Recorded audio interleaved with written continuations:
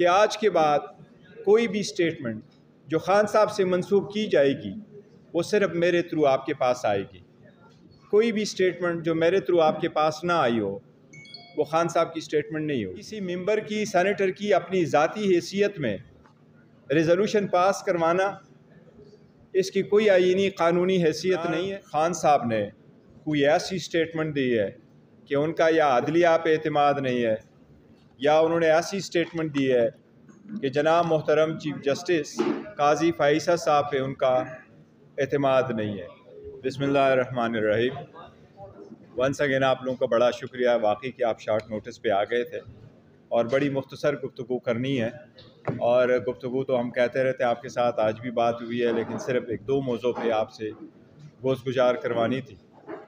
सबसे पहली बात तो यह है कि एक तासुर दिया गया था परसों की प्रेस कॉन्फ्रेंस के बाद और एक स्टेटमेंट जारी कर दी गई थी। उस स्टेटमेंट में ऐसे मिसकोट हुआ था और ये तासुर दिया जा रहा था एज़ एफ के इमरान खान साहब ने कोई ऐसी स्टेटमेंट दी है कि उनका या अदलिया पे एतमाद नहीं है, या उन्होंने ऐसी स्टेटमेंट दी है कि जनाब मोहतरम चीफ जस्टिस काजी फ़ाइज़ा साहब पे उनका एतमाद नहीं है। इसकी वजह से सोशल मीडिया पे और दूसरी भी मीडिया पे कुछ शकूक व शुबहात का इजहार किया गया।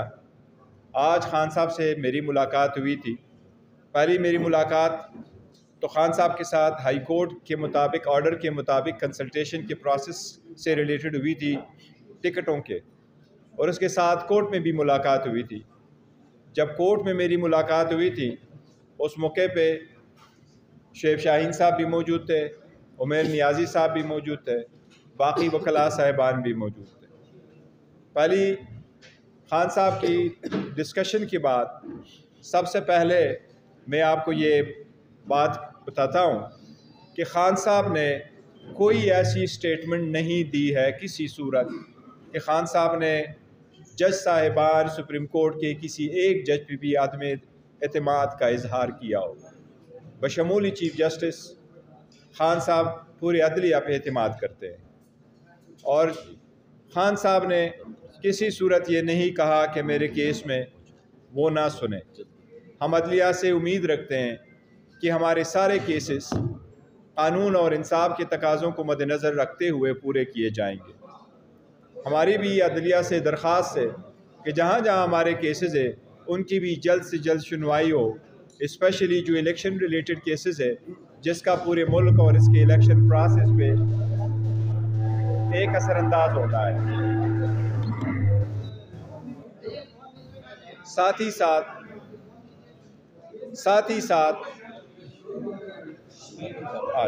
आ जाए मरू साहब, आ जाए, बैठे मेरे साथ, साथ ही साथ आ जाए, बुला ले बैठ जाए, तो आए बुला ले बैठ। साथ ही साथ जो एक और बात की जा रही थी इलेक्शन के सिलसिले में, पहली बात मैंने आपको कही खान साहब के आदम एतमाद के सिलसिले में, मरवत साहब भी आए, हम उनको वेलकम करते हैं। खान साहब के आदम एतमाद के सिलसिले में कि खान साहब ने कोई ऐसी स्टेटमेंट नहीं दी कि मैंने अदलिया पे आदम एतमाद किया है किसी भी तरह, और चीफ जस्टिस पे आदम एतमाद। दूसरी जो स्टेटमेंट मैं देना चाह रहा था खान साहब के कंसल्टेशन के बाद, वो ये है कि आज के बाद कोई भी स्टेटमेंट जो खान साहब से मंसूब की जाएगी वो सिर्फ मेरे थ्रू आपके पास आएगी। कोई भी स्टेटमेंट जो मेरे थ्रू आपके पास ना आई हो वो खान साहब की स्टेटमेंट नहीं होगी।